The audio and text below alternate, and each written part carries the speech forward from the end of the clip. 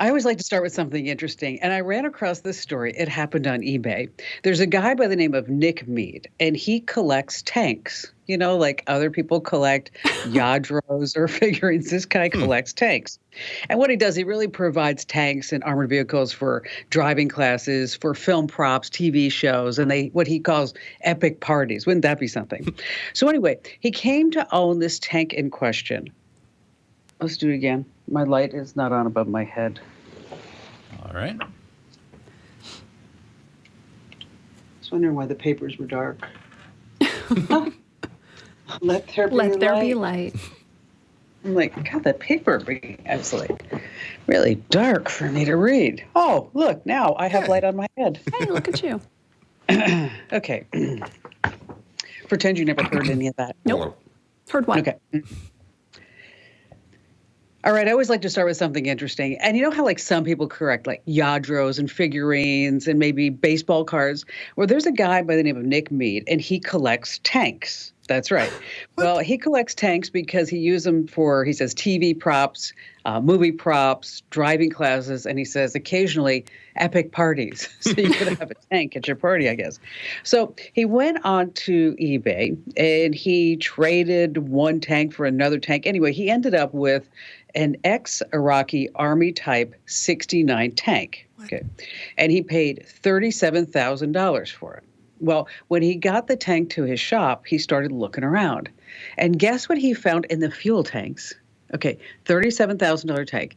In the fuel tanks, he found $2.4 million in gold bars. What? I know. Isn't that crazy? I mean, could you imagine? He gets to keep it all. But I'm surprised because that tank would have been awfully heavy. Get it off AU. Chemistry jokes. I know. Hey. I know. That was a long way to go for a drink of water. I totally get it. But hey, this is Kim Komando Today, because every Friday we do a different podcast on Kim Komando Today. We have some fun with the other folks at the show and at komando.com. And first up, joining us as always, is our amazing content queen, Ali Seligman. Ali, what do you have for us today? I'm going to tell you a wild story about a huge crypto disaster and then a really easy way to save some money that I just did myself.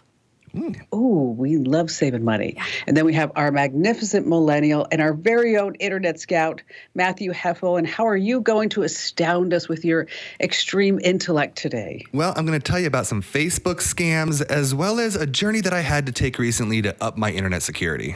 Ooh. Yeah. Ooh, that's a good one. And of course, we always have a joke at the end. Who's on joke duty today? Me. Now, is it funny? It is funny. I'm going to give a warning. It's a blonde joke, but I'm allowed because I have blonde hair. We all are. And yes, that's right. We all are. That's okay. All right, let's start with the news. These are some important tech developments to keep you in the know. And I want you to all just stop and focus with me, okay? Take a deep breath. Clear your mind, because we're going to talk about something pretty deep. Are you ready?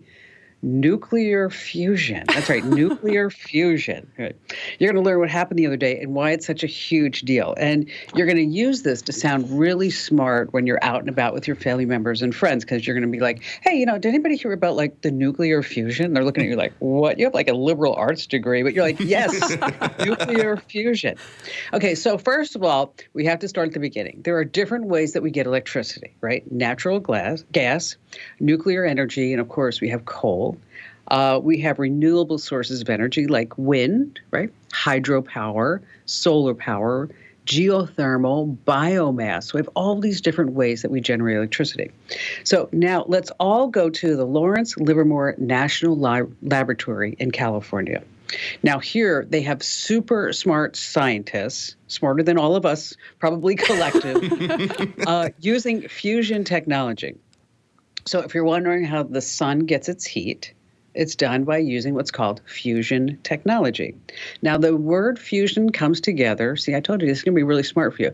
When two atoms fuse together, they form larger atoms. And when they produce the larger atoms, they produce energy that we can use as electricity. So up until now, the experiments with fusion took more energy to create the energy. So there was no gain. But now the big deal is, just the other day, these atoms fused together to create energy, and there was energy left over. So think about it this way. You go out about your day and then you burn 2,500 calories for that day, and you don't gain a pound and you don't lose a pound.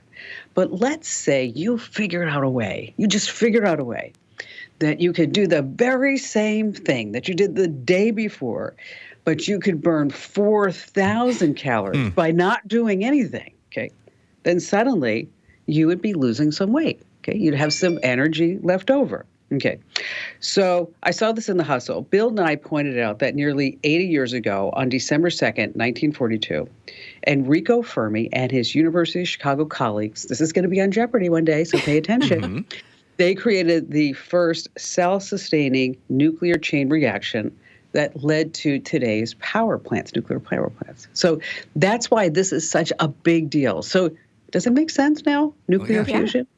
Okay, and this is something like you could go around and you talk to people about? Once we leave here, I'm going to go find somebody. Go down the street and start talking to people about it. That's right. So people will say, oh my gosh, he or she is just so smart when you talk about this. And they're totally grounded, too. Ooh, I know. I'm sorry about that. All right. So, Matt, you take it from here. We're going to talk about some Facebook scams. Yeah, I had to tell a personal story to lead into this. So me and my fiance obviously are getting married next year. And what we're looking to do is get a food truck for our wedding. So I thought it'd be really cool if we drove around town throughout the next couple months and we find food trucks, try them out so that we can pick the best one, right? Well, we found this Facebook event that was called the Arizona Taco Festival. Ooh, and we thought that'd be perfect. We can go to this taco festival, try all the different tacos and pick our favorite. So when we find it, my fiance shows it to me and she says, should we buy tickets now? They're $5 cheaper if you buy them online than at the door. I said, the website looks a little bit sketchy. Let's wait and then we'll just buy them at the door. We don't know what's going on. So we wait. A few months go by, and the event's coming up that weekend. We go back to that Facebook event, and instead of taking us to that original ticket page, it takes us to the event page, the actual website for the Arizona Taco Festival. And now it says that it's not until February of 2023. What? So what I realized at that point was this was a scam, and these scammers had created a fake Facebook event so that they can trick people into, quote, buying tickets for this Facebook event that didn't actually happen for another 3 months as a fake site. I thought this was just a one-off. I then went online and I found out this is happening all over the country, especially around the holidays for local events. So if you have a parade or a Christmas light thing and you go to a Facebook event to buy those tickets, there's a good chance it could be a scam. So make sure that if you go buy tickets for a local event or for any kind of event, double check and make sure that the website is legit. Make sure that that is the correct event and it doesn't say, oh, have a weird URL that you don't understand. Secondly, if you're really nervous and you don't think that you want to get scammed, if it's a local event, just buy the tickets at the door. There you can know that you're going to get the tickets to the event, exactly. Right? And then always use your credit card. So in case you do get scammed, okay, that at least you can call them up and say, hey, I got scammed. I didn't mean to, but it happened. Right, exactly. And then you can always report that scam to Facebook too. So hopefully they will go ahead and track it down. So tacos, I think that's a great idea. I think so too. I do too, yeah. Yeah, who doesn't like tacos? Everyone loves tacos. Everybody loves tacos. Everybody loves tacos. Okay, so Allie, we talked about nuclear fusion. Then we talked about Facebook scams. And now you are going to put together SBF and FTX. So it makes sense for us, right? I am. The crypto queen is back, and I have some bad news. This is a rough one. So, okay, let's flash back a little bit to the summer. Sam Bankman-Fried, he was one of the real shining faces of crypto. So he founded FTX, which is one of the biggest crypto exchanges. And at 30, he was worth about $16 billion. Yeah.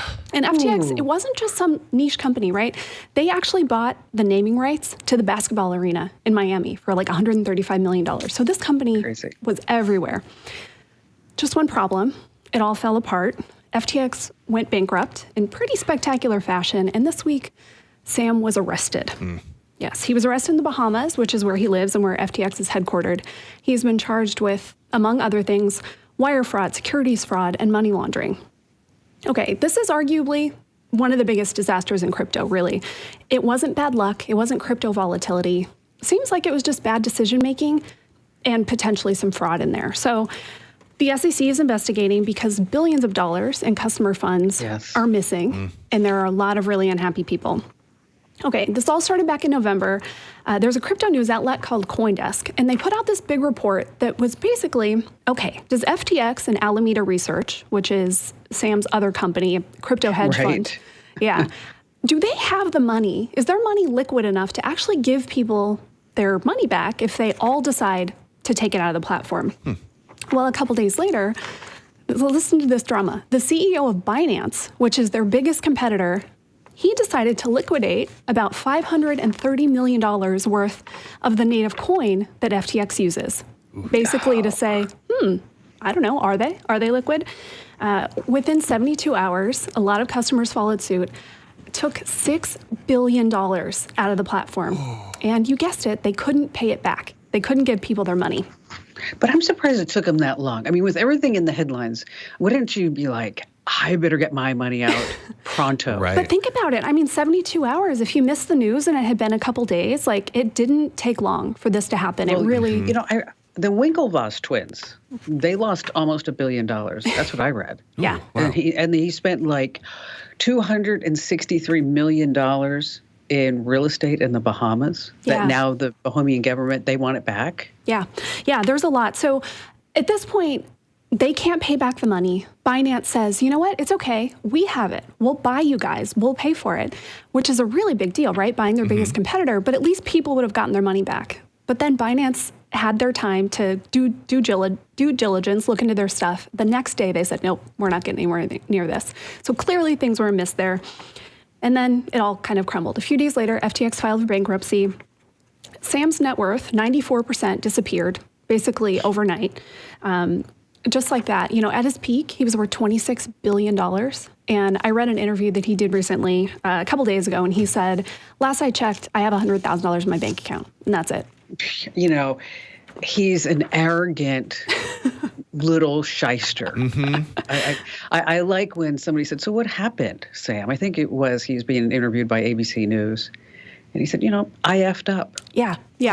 Well, and that's the question, right? Where did all this money go? So that is what the SEC is investigating. Wall Street Journal reported that he may have taken about $10 billion in money that people had put into FTX and put it into Alameda Research, the hedge fund.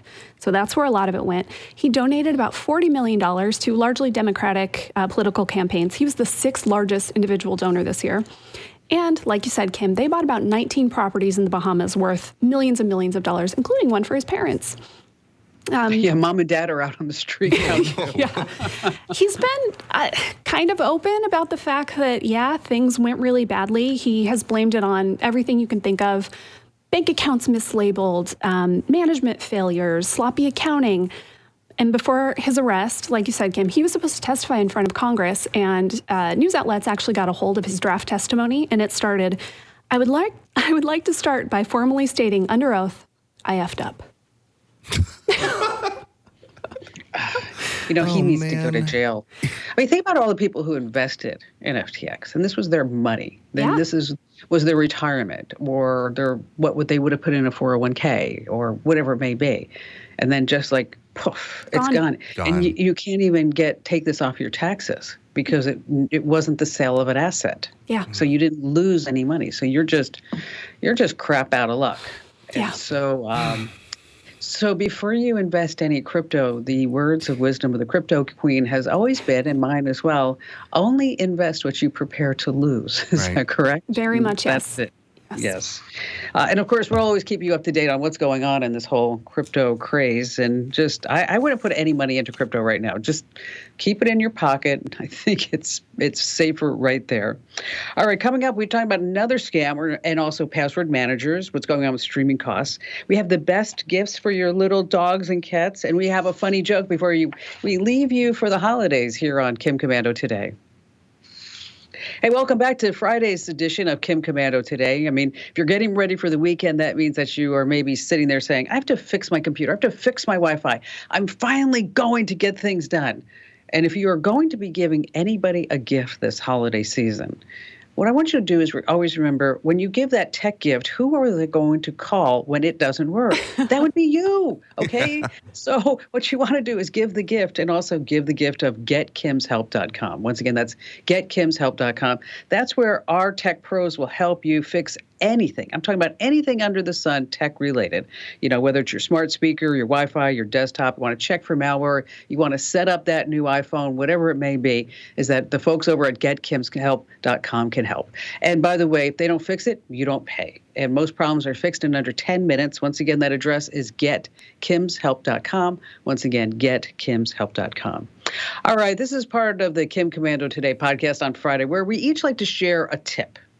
And I'm going to start by reading a letter from our listener mail. It goes like this.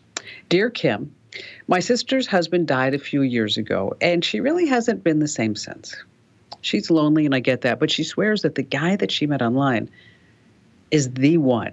She's told me that she's never loved anyone like him before.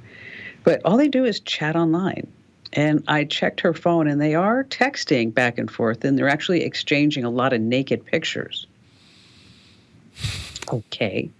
He says he needs $5,000 to pay for the airfare to come see her in person and start their life together. He works on an oil rig in the Alaskan pipeline. So what can I do to help her see that maybe she's getting scammed or maybe she's not? What do you think, Allie? I think any time someone you haven't met in real life asks you for that much money, your radar has to go up. Yes, this is probably a scam, sadly. I mean, there are things you could do. You could hire someone to look into this person, like our friend Rico. Do you video chat with him? Are you sure that he's a real person? Do you have any, call him out of the blue? Can you have a phone call? Because it's really easy to find, sadly, pictures and naked pictures of the same person online.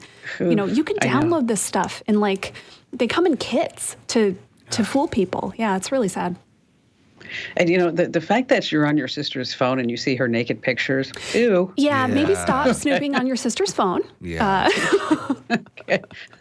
All right, what do you think, Matt? This always makes me think of that early 2010 show Catfish. Do you remember that show on MTV? Oh, yes. Yeah. Yeah, and all these people creating fake profiles and how easy it is. So the odds are, crazier things have happened, but odds are that's definitely a scam. I would just have a frank conversation with your sister about this. Tell her everything that you know. It's just not a place to go. But, here's the deal, that it's the happiest time of year, but it's also the loneliest time of year for a lot of people, especially if you lost your husband or your wife or your spouse or your partner. Some telltale signs, like you mentioned, Allie, is that they live far away. They are in the military. They're with an international health organization or like that. They're going to move fast in order to get you to move to their priorities. And then they're going to, of course, ask for money. This guy or gal, whoever it is, and wherever they're located, they're asking for money so that this way they can come see you. Or maybe it's to pay for, some medical bills for their kids or pay for maybe their parents' bills, or they need to pay their own bills. So what can you do? As Ali mentioned very astutely, you want to have a video chat and capture that video if you can, because then what you want to do is do a reverse Google image search. You could try it on the naked pics, I guess, to see if they're being spread anywhere else. Also, look at their replies, what they say, and their texts and in their emails, and post those replies just into Google inside quotes, so that this way maybe somebody would have maybe somebody's already been scammed and they've written about it and said, oh, these are all the texts that I received. But I would definitely sit down with my sister and say, I know this is really hard time of year because your husband died, but I got to tell you, this has all the red flags of a scam, and try to help her convince herself of that this is a scam. But another listener, Thomas in Miami, Florida, sent me this alert about scams. He said, hey, Kim, I want you to be aware of a new eBay scam. I ordered my wife some jewelry on eBay for Christmas, but instead they sent me motorcycle parts. I don't know what to do. Okay. All right. Okay. So what he's doing, he's telling his wife that he's ordering her jewelry, he's getting motorcycle parts. And she's like, what's going on? He's like, it's just a scam, honey, I swear. So weird. Weird. What a coincidence that those motorcycle parts actually fit my motorcycle. Oh, my gosh. All right, Matt. So you're going to fess up, I understand. Yeah. Not trying to tell another story, but I got to tell another story. So I've been working here for years, and I consider myself relatively good at online security. I use a VPN. I can spot out fake websites like the story from before. I can kind of pretty good at doing safe things online. Now, recently, a family shared Amazon account that my family all share was hacked. And this kind of was my shock to fix something that I had been doing wrong for a very long time. I've been using the same password, or well, not the exact same password, but close to, and a variant of it for years. 4 years, Matt? For years. Oh my God. You know what? This hurts my heart. I know. I'm so sorry. It was just one of those things. I thought I was doing everything else, but I did not. Even though you've said it thousands of times, I just didn't think about it. Didn't think it could happen to me. And I think a lot of people feel that way. They just think, oh, well, it could never happen to me. You know, I'm pretty smart online. I'm not going to get scammed. Well, it could. It could happen to you. So here's what I did. I decided to start using a good password manager. I use 1Password. And the good thing about it was that I was able to get a family plan, which a lot of these password managers have. And they're really helpful because you shouldn't be the only one with a safe password in your family. If you have kids in the house, it is never too early to teach them to use strong passwords, because a lot of the times you carry these passwords for when you first start using the internet. You're like, oh, I create my first password, and then you just use a variant of that for years and years and years, right? So these family plans are really helpful, and if you can find one with whatever password manager you're already using and help all your loved ones get on it, do it. It's super helpful. Well, you know, the other thing that it does do, too, is that if you do have a password management program and you share it with your family and friends, is that there's always a way for you, you know, don't mean to speak like bad stuff, but in case and ever and when you do pass away, is that there's always a way that you can assign a legacy contact, and then they get all your passwords. So you're not sitting there, you're not leaving somebody, because I don't know how many times we've gotten those phone calls on the show. Oh, yeah. Somebody died. I need to get into their computer, their QuickBooks, whatever it may be. And so that's always a side benefit of the password managers. And so, so far you're one for one. You found the scam. Yep. And you have a bad password that you used for 4 years. Yep. Okay. Do you remember a while back? I almost got scanned by that Instagram too, but I caught that one too, so I can catch those. I can spot the scams. Trying to claw back. All right. Okay. All right. So you're still ahead, Matt. You're still ahead. I'm up by one. Well, you know what? We're very proud of you. Thank you. That you admitted your transgressions, and that you'll always have a really, really good password. And maybe I'll take your advice and take off the passcode to my iPhone, which is now, it's a little bit difficult. It used to be 4, but now it's 6 characters. 00000. In case you ever want to break into my iPhone, folks, that's exactly what the password is. And I think I'm going to change that. Hey, smart. How about 1, 2, 3, 4, 5, 6? Ooh. No one will ever guess it. Nobody will ever guess it. All right. So I was reading the other day, I think it was in the Wall Street Journal, about how churn is a big problem for these streaming networks. We're talking about the likes of, you know, Disney, Paramount Plus, and Apple, and Hulu, and the list goes on. And that in 2 months, October, November, that they gained about 35 million subscribers, which sounds really great. I mean, wow, 35 million customers across the board. But womp womp, they lost 32 million customers. Oh. Okay. But there is a net gain of 3 million, I guess, if there's a bright side. So I think, Allie, you're part of the problem, aren't you? I am, and I think me and a lot of other people have realized you don't have to keep these things all the time. Only subscribe when you need them. So this is your friendly reminder. If you haven't looked through your streaming services lately, go through them. Make sure you're watching. I just canceled Apple TV. I was paying, it's only like $5 a month, but still, that's $5 a month, and I'll resubscribe. $60 a year. Yeah, there you go. Yeah. Once Ted Lasso's back, I'll be back. But for now, I don't need it. I have one more episode of Wednesday on Netflix. Ooh, so good. Do you like it? It's cute. Yeah, it's a good show. Just finished it yesterday. Oh, did you? Yep. Yeah. It's like the number, they had like 280 million hours of that stream since it was released. Crazy. Yeah, it's a fun show. I have one more episode, and then Netflix is going away, and that's like $20 a month. Oh, yeah. So that's a big one. So go through your streaming services, see if you're actually using them, and if you're not, get rid of it. Now, I would also take Kim's advice. She has done this. If you have someone else in your house that might be using it, maybe not, just cancel it. And if they don't notice, great. It's a win for everybody. And if they do eventually, all right, you can resubscribe. And you have to pay attention. So there is this great show, and it's before my time. It's definitely before your guys' time. It's about George Jones and Tammy Wynette. Okay. And these are country stars in the late 50s, 60s. She had that big hit, Stand By Your Mind. Okay, obviously that's a career move that I never would ever make, is singing. But so we were looking at Apple TV, like what's new in streaming. And so it says, oh, over on Showtime, you can subscribe to Showtime and you can get George and Tammy Wynette. And it was $7.99, but the first episode is free. Oh, okay. That's how they get you. So we dive in, we watch the first episode, and I got to stop it all the time. Like, okay, so where was this? Nashville, and what else was going on? It's fabulous about how these two got together. And so now it's time for episode 2. Okay. So I said to Barry, do you know we still subscribe to Cox Cable? And I bet you we have the Showtime channel on Cox. So instead of paying Apple's $7.99 a month, we just backed out of that and then just checked the grid, and then there it is. Nice. You can record. Yeah. That's a really good point, Kim. Yeah, those little add-ons, right? Yes. Yeah. Amazon has those too. Think about it. Yeah. Amazon Prime has those. There was a movie I wanted to watch, so I did the 7-day free trial of, I think, like the Sundance channel. Mm-hmm. I don't know how many months I paid for that. Oh, no. I know. Yeah, don't tell Scott. But yeah, that was one of those and on Amazon, they're hidden. So you have to go to like your subscriptions page. So that's another place to go check if you're paying for any of those premium channels. And speaking of subscriptions, I almost got taken the other day because I was looking on my subscriptions on my iPhone. And I subscribed to, I don't know, I think it was in some exercise app.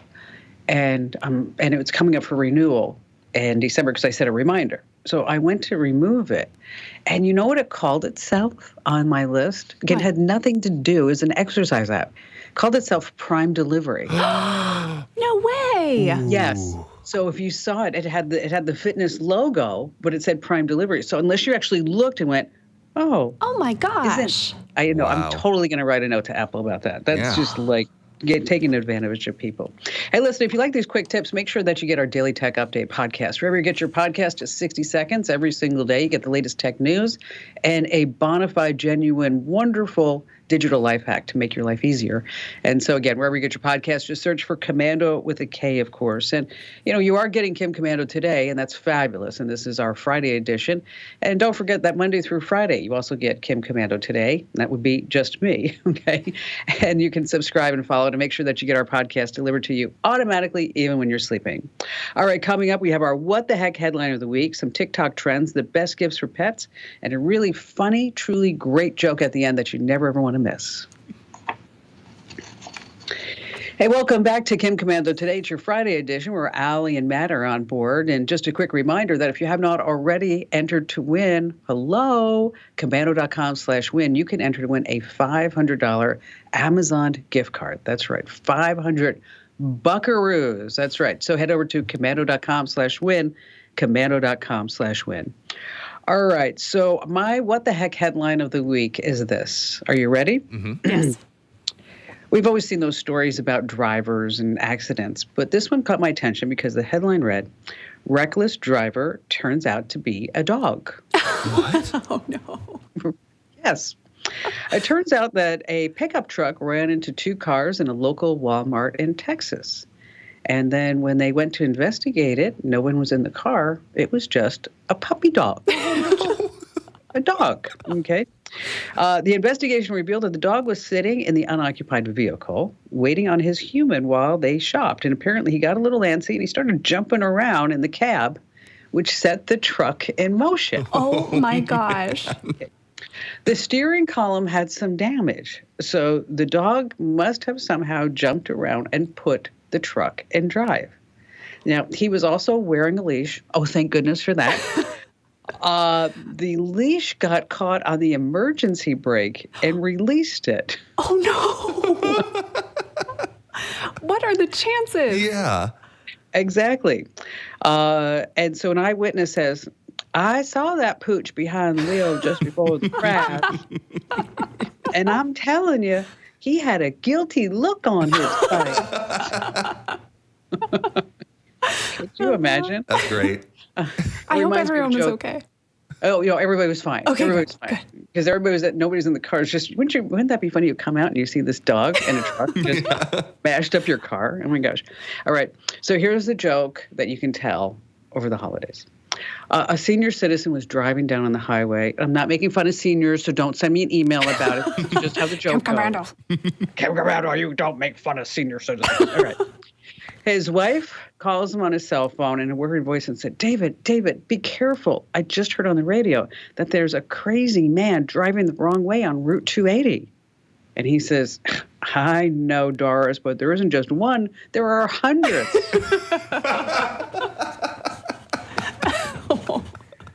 All right. Okay, Matt.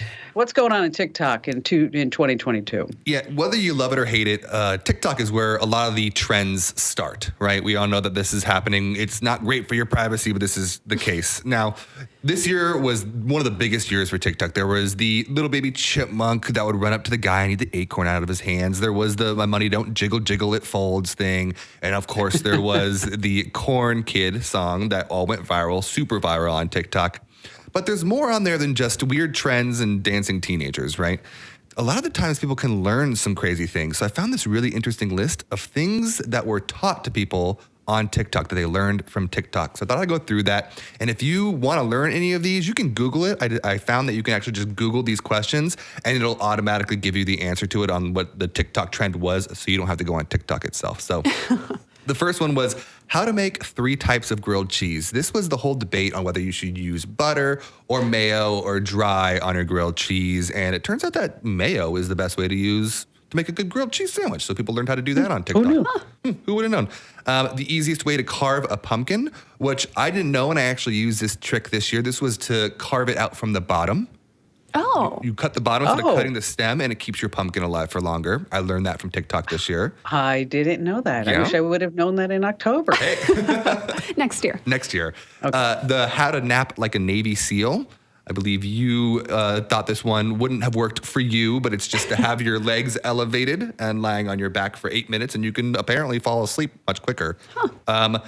How to pose with, quote, short kings. This is, of course, men that are shorter than their wives. How to do certain poses to make them not look as shorter than you. So, short kings. I didn't quite use that one this year, but that helpful some people. How to keep your lips moist using olive oil. I did not try this one this year. I think it would be bad for your skin, but who knows? But it's just people putting olive oil on their lips as like lip balm, which is kind of interesting. Okay.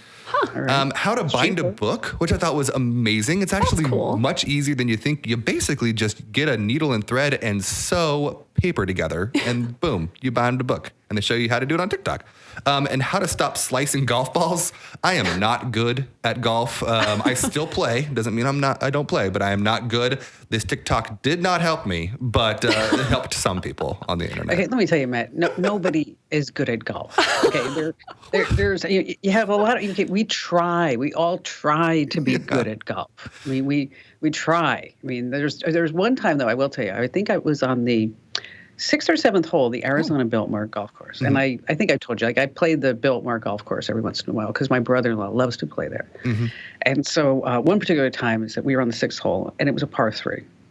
And so I just stand up there, and I pull out my Big Bertha, the number 1. And my brother-in-law looks at me and goes, Kim, you're going to shoot it right over the hole. You're going to shoot it right. It's only like 180 yards. You're like a 220 consecutive. It's going to just go right over the hole. I'm like, I don't know. All right. So I use my 5-wood instead. So just shoot with the 5-wood. I can't see anyway, so I don't know where the heck the ball is. And so I'm like, we get to the hole, and I'm like walking around all around. I'm like, oh, gosh, it must be in the sand pit. And then my brother-in-law goes, no. It's in the hole. Wow. Whoa. I know. I was like, wow. Amazing. Moment. You don't even need this TikTok then. You know exactly what you're doing. Although I will tell you also another time we were playing at the Biltmore, and I cheat. Of course. I mean, I do. I never cheated at golf. Yes, I have. Don't tell anybody. Okay. I admit, I tee it off in the middle of the fairway, why just leave it at the green? Just keep, whatever you want to do. Hey. And so my brother-in-law will say, because he always keeps track, he says, so how many, if it's par 5, he say, so how many did you get? I'm like, 4. Yeah. It's like probably 8 or 9. So So we get done. He knows I'm cheating, but he just goes along with it. So we get down back to the clubhouse after 18 holes, and the kid comes out, and he's like, "Oh, Miss Komando, I know you know a lot about tech, but I had no idea you're such a great golfer that here the golf manager wants to talk to you." I'm like, "Oh, well, thank you." And he comes over and he gives me a Biltmore hat, and he gives me like some Biltmore tees, and he said, "It's an honor, Miss Komando, that you're playing on our course, and we're having a celebrity golf tournament in 2 months. And we'd love for you to play along." Like. I'm busy. Too good. Very. Oh my gosh. Very busy. All right. If you don't already, follow us on social media over at Instagram.com/Kim Komando, Twitter.com/Kim Komando, Facebook.com/Kim Komando. You get the drill, because after all, it's not just here as a podcast, not just as a website. We totally keep you up to date on everything digital and social as well. But I will tell you, the Instagram account, that's more of my personal life. And again, that's Instagram.com/Kim Komando. All right, coming up, we have the perfect gifts for your pets. Allie's going to make us laugh like crazy with a joke. And also, we're going to be talking about when we open our presents here on Kim Komando Today, the Friday edition. Hey, yes, it's Kim Komando Today. This is our Friday edition. And I just want to remind you, if you have not already gotten your free guide, think of it as our Christmas present for you. That's right. You can get a free Windows or Mac guide. Head over to komando.com/free guide. And these are tips, tricks, and secrets, some free downloads, stuff that you won't find any user manual, because there are no user manuals anymore, but that's beside the point. Head over to komando.com/free guide. All right, over at the website at komando.com, we have spent a lot of time, effort, and energy, and really just do us a favor and just go look at one article about shopping. So we put together all the best shopping guides, things that, if somebody says, "I don't need anything, I have everything that I need," well, some really great gift ideas for them. Tech gifts, of course, under $50, $100. And there is one topic that we are talking about, our gift for pets. And I will tell you that I bought Abby a little toy for her for Christmas. And then I bought for Barry a little toy that promises that he can have a conversation with Abby by teaching her how to press on different buttons. So I don't know if it's going to work. We should actually put that on the gift list too. We should. But what else do we have on that list, Ab? It's a good list. So this is basically, if you have a pet, don't forget to give them something. Or if you have pet lovers in your life, that is a way to get on their good side. Get their pet something nice, and they will think that you are the best. So we've got some puzzles for dogs that love food, and they're only about $10. One, if the person in your life doesn't have anything like this, I think this is a really good gift. A little more expensive, but get them an air tag and a little holder for the collar. Oh, great idea. Yeah, you have one on Abby, and this way you know if she goes missing exactly where she is. Air tags, the single one's about $29, and the holder is about $10, so not too bad. We have a cat toy with LED lights that spins around, so it'll keep the cat entertained. You don't have to do anything. This one I think is so cute. If you have a new puppy or a dog who just doesn't sleep very well through the night, so it's this heated stuffed animal, and it has like a little heartbeat sound in it, so it makes them feel calm. Oh, I know. Really? It's so sweet. It's a little more expensive, about $38, but all the reviews for it are so good, and such cute pictures in those reviews. That's totally adorable. I might get that too. Yeah, that's a really good one. And then maybe my favorite pet gift that I saw this year, Kim, you actually told me about this one. It's a bubble machine for dogs. But guess what flavor the bubbles are? Bacon. Yes. Or peanut butter. Bacon or peanut butter. Yeah. You know what? I'm totally, when we give her that on Christmas, really, I'm giving all these to Barry, really. So is that I'll go ahead and post some videos about so this. Cute. Yeah. So we've got that list over on komando.com. Go to click that shopping button, or if you search pet gifts, you'll find the list. There's a lot of cute stuff on there. I have a friend who has this little tiny Maltese. And he's very chic and very vogue, and he carries around this little Maltese. And so I saw a little toy that said Chewy Vuitton. That's really cute. So I thought that would be really cute for him. All right. So, Allie, it's a pressure, but, and it's a blonde joke. But again, we can talk about blonde jokes because we're all blonde and we're not making fun of you if you are blonde. So don't send us any type of note anywhere. It's like, making fun of blondes. Yeah, you're making fun of me and I'm a blonde and I'm a nuclear physicist. Okay. All right, here we go, Al. Okay. So a blonde and a lawyer are sitting next to each other on a plane. The lawyer turns to the blonde and says, hey, do you want to play a game? All you have to do is ask a question, and if I get it wrong or I don't know, I give you $5. Then if I ask you a question and you get it wrong, you pay me $5. Okay. She says, no, I just want to sleep. And he keeps asking, and finally she gives in when he says that if he gets it wrong, he'll pay her $500, but she only has to pay $5. So he says, what's the distance from the Earth to the moon? She gives him $5. And she says, what goes up a hill with 4 legs and comes down with 5? And he thinks, and they hadn't set up any rules, so he pulls out his laptop and he starts searching. He emails some friends. And after an hour, he still doesn't have the answer. So he gives her $500. And then he turns to her and says, so what's the answer? And she hands him $5.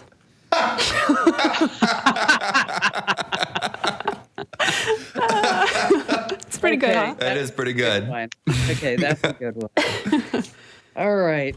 So let's talk about opening presents. Let's get a little personal side if you guys don't mind. We open presents. We go to midnight mass, and right before midnight mass, we're allowed to open like one gift before mass. Okay, and the person has to choose the gift. Oh, nice. So they get like the first gift of Christmas before church. And then after church, there's always like, okay, no, just one more gift. And so, but I also started another tradition when Ian was probably about 3 or 4, is that whatever his most prized gift was, it was never under the tree. Oh. Okay? It was always like by the front door or on the outdoors patio upstairs. And so one time I forgot that I did this, but I was making Christmas cookies and they were burning. So they were on fire, honest to God. And so I went and I took the cookie sheet and I put it in the upstairs patio because it was outside. Okay. So I totally forgot about that. Just like, because who goes to the outdoor patio? So I think it was like some Xbox game that he wanted. And he's sitting around the tree like, oh man, Santa didn't get the Xbox game. And so I said, have you checked all around? So he goes running around. He goes up to the upstairs patio and he says to me, I found it along with all of the reindeer poop. That's funny. That's great. How about you, Matt? We've always kind of done it on Christmas morning, but my sister recently had kids, so I have 2 nieces. And so they have convinced my parents, their grandparents, that we should open some presents on Christmas Eve. So inevitably, every Christmas Eve, we say we're not going to open some on Christmas Eve. And then we're sitting around after eating dinner and we're like, well, maybe just one, right? And then the girls get a big one and then we're all like, yeah. So, but most of the time, we stick to most of them on Christmas Day. How about you, Allie? Yeah, growing up, we were always Christmas morning people. And then once my husband and I got married, pretty soon into it, I said, let's open one on Christmas Eve. So I was the little kid. So, and we still do that. And it's the same thing that you do, Kim, where it's like, all right, you get to pick which one you want to open. We open one on Christmas Eve.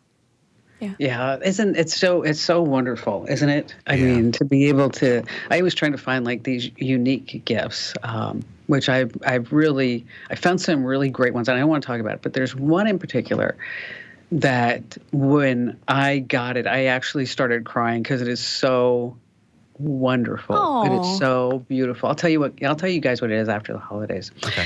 And speaking of, from all of us, from our homes to yours, we wish you and your family a very happy holidays and a very Merry, Merry Christmas. And we're going to take a week off here on the Friday edition of Kim Komando today. So you're going to hear some revisits. We used to call them best ofs, but now we call them revisits. And again, happy holidays, Merry Christmas. You have anything that you want to say to us? Again, you can always shoot us a note, podcast@komando.com. Once again, that's podcast@komando.com. And how about all of us together? Let's say Merry Christmas. Merry Christmas. Merry Christmas, everyone.